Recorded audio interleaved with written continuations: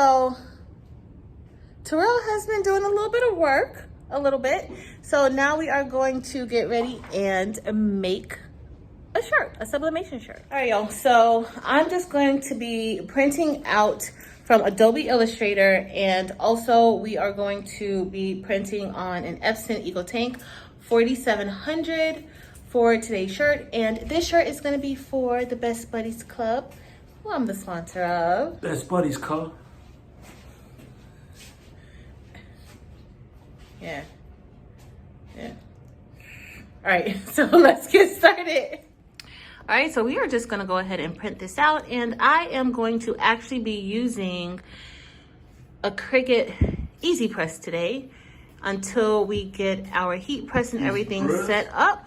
That's what we will be using. So I haven't done a faux tie-dye shirt in a while, and I saw Michael, Mr. Crafty Pants himself, doing one, and I remembered how much I love doing those. And so we are going to be... Mr. Crafty Pants. We are going to be doing a Best Buddy faux tie-dye hoodie. So that's what we're going to be printing on. And here is our sublimation sheets printing out now. And today we are using A-Sub sublimation paper along with my ink, Dynamic Ink. And I gotta get this done really quick because it is time for us to record our podcast for the day. Y'all, I probably should have did a test print and check the print head, did a nozzle check, but I didn't because this printer has not been used that much, but it does have ink in it, but it just hasn't been used that much, but it still looks pretty good, so I'm happy about that. And I forgot to bring a pressing pad, so we are going to be using an ironing board, which Terrell suggested. But wait, hold on. Let's go check and see if he remembered his assignment. He cannot be trusted, okay? Because he had a fit that I used regular paper, and he kept saying how he had brought butcher paper, and as y'all see, there is no butcher paper. So we're all done printing. All right, y'all, so this is the tie-dye print that we will be using, and I got this off of Etsy, and I am going to print out 4 of these sheets so that we can press it into our hoodie. Now, we may need more than that, but for right now, we are just gonna go with 4. My settings should still be the same. Let's just double check. And my settings are, yep, perfect plain paper quality, and it should be Adobe RGB 2.2, and it's perfect. All right, so let's get ready to print 4 copies of this. All right, so our tie-dye sheets are now printing, and they look really, really good. Typically after printing out sheets like this, I like to do a print head cleaning because this is a lot of ink. All right, guys, so Patrice brought her ironing board from home. This is not my ironing board from home. Oh my God, what in the... This is not my ironing board from home. This is the class ironing board. Yeah, classrooms have ironing boards. It's her home ironing board, and she's somehow trying to press a shirt on it. I have to make a heating pad, a pressing pad, and because I didn't bring one from home, and so I gotta figure out how we're gonna do this. All right, y'all. So now I'm gonna get ready to make my faux tie-dye shirt, and so what I'm gonna do first is I want this to be in the center of the hoodie. So I am just going to take this, I kind of just cut like an outline around it because I'm going to actually press this last.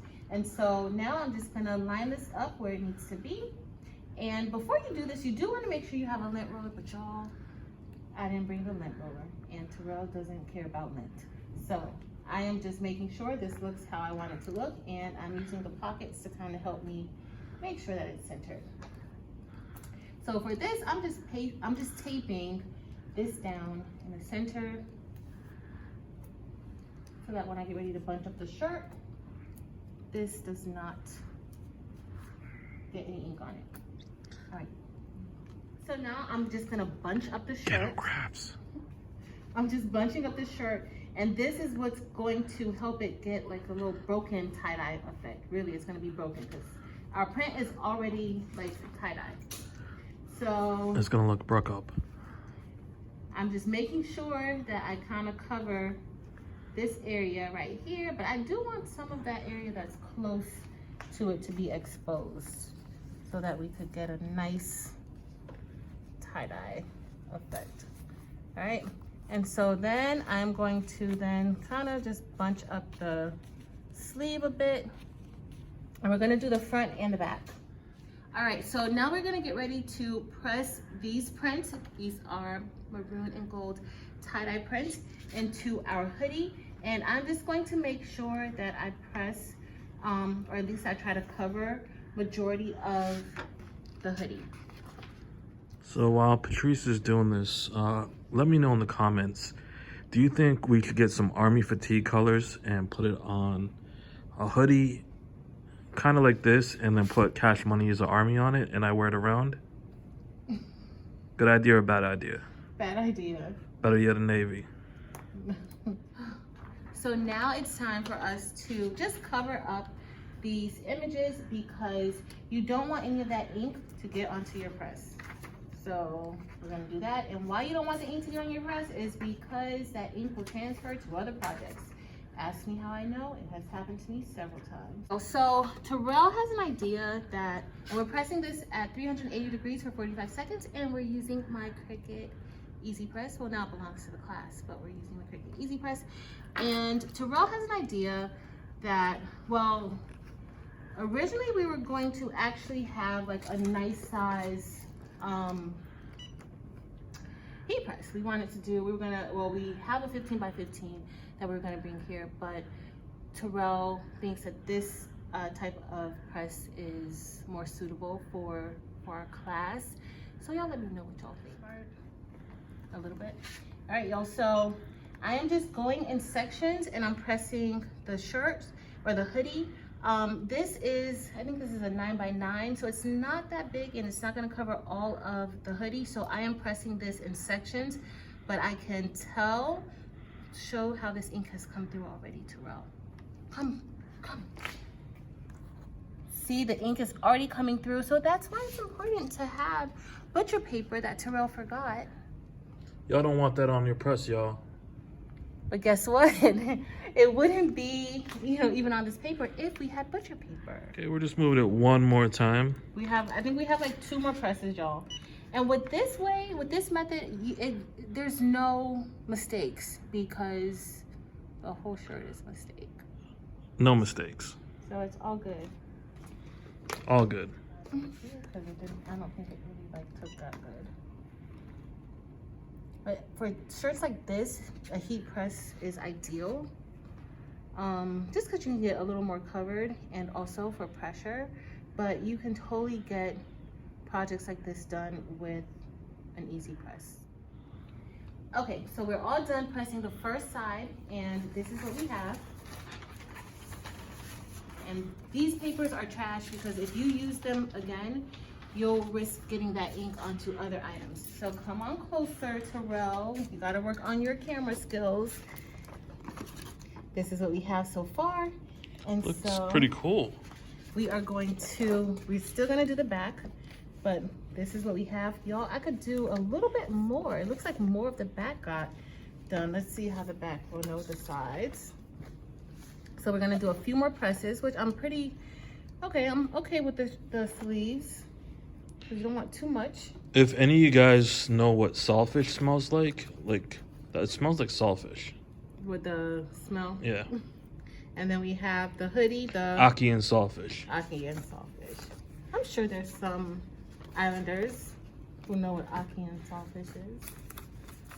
All right, so we're going to actually press it again, the front, and then I'm just gonna press right here because I want a little more of this color to be on the front of the hoodie too. And then I'll turn it over and do the same process to the back. We probably won't get that recorded, but I'm gonna do the same thing to the back. So now we're just gonna press that part in the front again. And I'm not really taping anything down because it's supposed to look kind of broken up, so it's all good.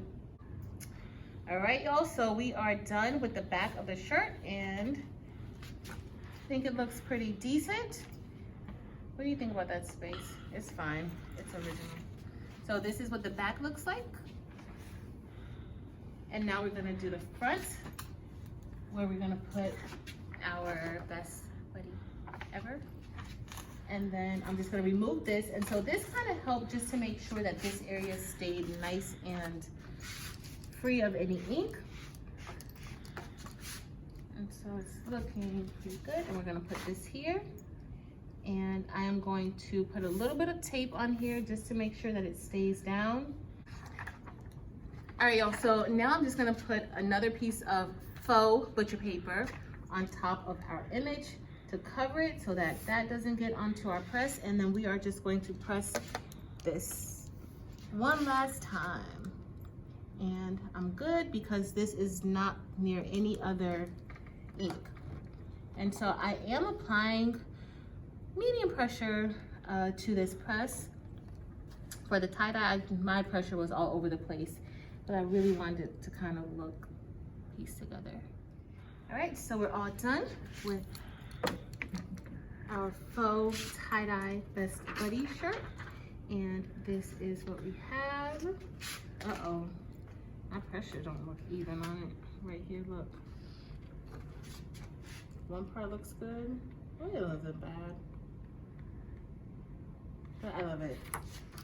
But see, I probably didn't apply enough pressure on this side right here. And then when I went over here, or maybe it was that second press.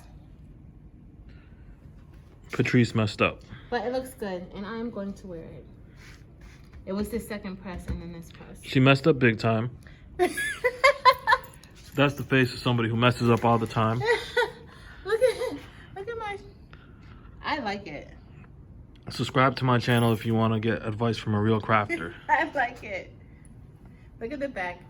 It looks good to me. It looks good. It's imperfect like you.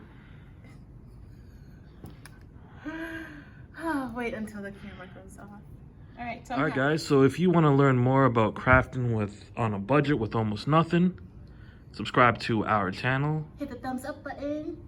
And yeah, subscribe so you can learn more. Bye.